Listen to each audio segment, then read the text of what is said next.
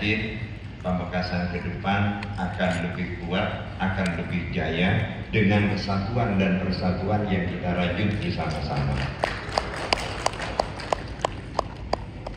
Insya Allah harapan kita, saya yakin sama.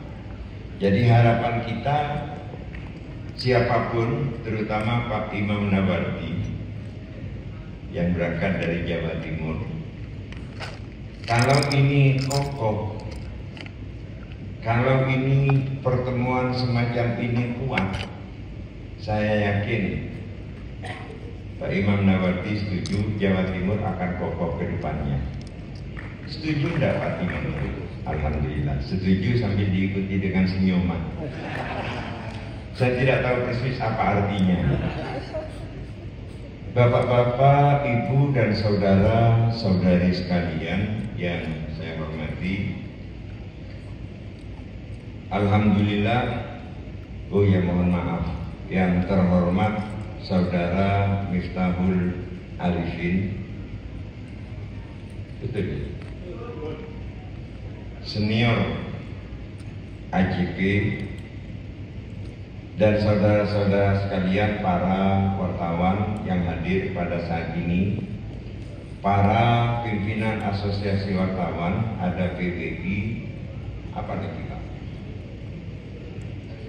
FWB, kemudian ya dan lain-lain, yang semuanya saya hormati. Alhamdulillah, kita bersyukur kehadirat Allah Subhanahu wa Ta'ala. Silaturahmi pada malam ini cukup gayeng, dan ini membuktikan bahwa wartawan, dalam hal ini AJP yang insya Allah diikuti dengan asosiasi wartawan yang lain, saya yakin sudah mandiri, bisa mengadakan seperti ini dengan kekuatan sendiri tanpa niben kepada siapa-siapa. Tepuk tangan untuk wartawan. Tanpa niben pada siapa-siapa, sekalipun ketika di pertengahan datang bantuan dan lain sebagainya, ini saking baiknya. Tapi yang jelas niat awal itu adalah kemandirian. Acara semacam ini seharusnya di Surabaya, bukan di Pamekasan. Acara semacam ini, yang meriah semacam ini seharusnya di kota besar. Berarti apa? Berarti Pamekasan saat ini sudah berbeda dengan Pamekasan 10 tahun yang lalu. Alhamdulillah. Saudara-saudara sekalian yang saya hormati, profesi wartawan itu adalah profesi yang sangat-sangat terhormat. Kenapa saya katakan terhormat? Karena baik atau buruknya negeri ini sebagiannya karena wartawan. Dan saya yakin karena Pamekasan pada saat ini dengan Pamekasan 10 tahun yang lalu sudah ada beberapa langkah kemajuan. Saya yakin sebagian besar ini adalah jasa dari para wartawan kita yang pada malam ini berkumpul bersama-sama. Saya ingat 10 tahun yang lalu yang saya tahu, 10 tahun yang lalu yang saya tahu, bahkan 12 tahun yang lalu, ketika mungkin Pak Syafini juga mengalami hal yang sama, ketika kita sering bergaul dengan wartawan. Ketika kita sering bergaul dengan wartawan, betapa sulitnya profesi wartawan pada saat itu. Sehingga apabila pada saat ini ada semacam apa ini namanya? Semacam slogan Lumpur 2024. Saya tadi menunggu sebenarnya Lumpur 2024 itu apa? Tapi Jiher tidak kunjung menjelaskan itu. Saya tunggu. Akhirnya saya reka-reka sendiri kira-kira filosofinya apa. Saya mewakili ketua AJP. Mohon maaf, saya akan menjelaskan. Lumpur 2024 ini artinya lumpur itu ada dua. Pertama ada lumpur yang terhormat dan berada di atas piring, menjadi sajian, menjadi hidangan di berbagai forum terhormat. Kue lumpur. Kue lumpur. Tapi untuk menjadi kue lumpur, bahan-bahannya harus didahului dengan menyatu dengan lumpur.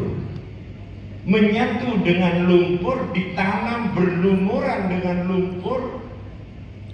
Itu wartawan pada 10 tahun, 15 tahun yang lalu.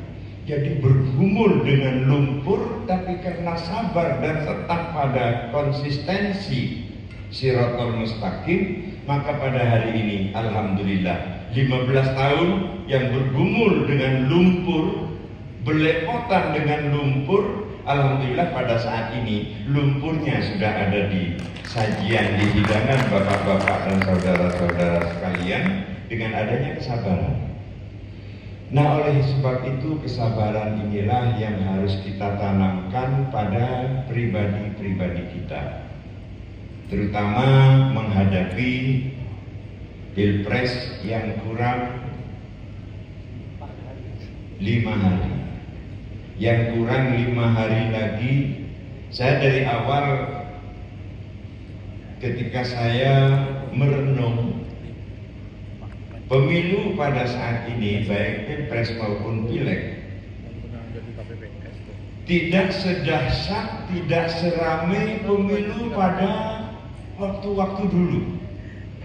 Kalau waktu-waktu dulu seperti yang diceritakan oleh Bapak Nawardi, Imam Nawardi, pada waktu dulu itu Masya Allah, kadang-kadang ayat Al-Quran yang dijadikan dalil. Untuk mematikan Golkar cukup dengan la taqraba hadhihi syajarah. Jangan engkau mendekat kepada pohon ini. Apa? Pohon beringin. Itu dulu, Pak. Juga demikian untuk mematikan banteng. Cukup innallaha ya'murukum an tazbahu baqarah. Allah memerintah kamu sekalian untuk menyembelih sapi, maka banteng-banteng harus dihabiskan. Itu dulu. Lawannya juga sama. Untuk menyerang P3 cukup dengan mengemukakan ayat wan najmi idza hawa, bintang ketika sudah berjatuhan. Alhamdulillah pada saat ini situasi tidak terlalu memanas dan bahkan bisa kita katakan senyap. Tidak ada riak-riak, apalagi gelombang besar, riak-riak kecil terjadi, akan tetapi tidak mempengaruhi masyarakat. Sehingga saya mempunyai keyakinan bahwa sunyi dan senyapnya pemilu pada saat ini ada 3 kemungkinan. Pertama, mungkin pemilu ini senyap dan sunyi karena masyarakat sudah dewasa berpolitik. Artinya masyarakat sudah tahu, bisa memilah, bisa memilih kira-kira yang mana yang harus didukung. Itu yang pertama. Dan kita berharap seperti itu. Na'udzubillah, apabila opsi yang kedua, apa opsi yang kedua? Masyarakat sunyi senyap karena masyarakat sudah jenuh menjalani politik, sehingga mereka ya tidak ngomong, tidak apa-apa. Itu opsi kedua. Lebih na'udzubillah ketika opsi ketiga, apa? Masyarakat sudah putus asa untuk membuat negara yang baldatun thayyibatun wa rabbun ghafur. Tapi insya Allah karena semangat kita pada malam ini, insya Allah yang benar yang kemungkinan lebih mendekati kepada kebenaran adalah opsi yang pertama. Masyarakat sudah dewasa berpolitik. Insya Allah di antara kita yang hadir, politiknya tidak sama, pilihan pilpresnya tidak sama, tapi bisa bersalaman dengan wajah yang sumringah. Sekalipun mungkin ada yang agak kalut sedikit, karena tadi disampaikan oleh pembicara yang terdahulu tadi, katanya ada tanda-tanda apa itu, sehingga mungkin ketika tersenyum itu tidak lepas tersenyumnya, tertahan.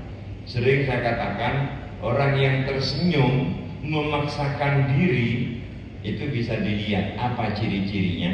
Bibir atas dan bibir bawah tidak lurus. Jadi kalau ada orang senyum, bibir atas dan bibir bawah tidak lurus, bisa diyakini senyumnya itu adalah senyum yang dipaksakan. Tapi insya Allah pada forum ini semuanya bersahabat, semuanya bersaudara.